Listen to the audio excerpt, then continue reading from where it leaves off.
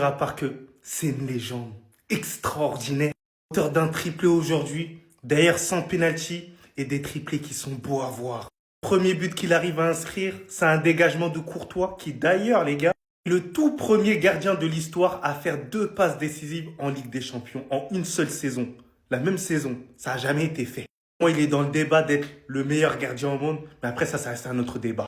Donc il s'emmène la balle, il élimine Donnarumma de la manière la plus simple avec un grand pont les gars. Et ensuite il a la lucidité de pouvoir mettre le ballon au fond des cages. Sur le deuxième but, magnifique appel de sa part en profondeur, ce qu'on ne faisait pas depuis le début de la saison. Il montre à tous les attaquants ce qu'il faut faire.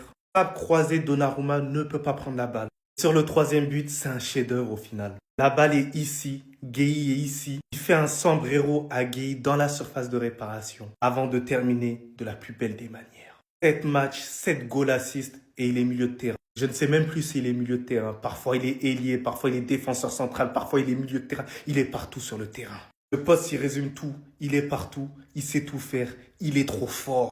Je dis un truc, hein.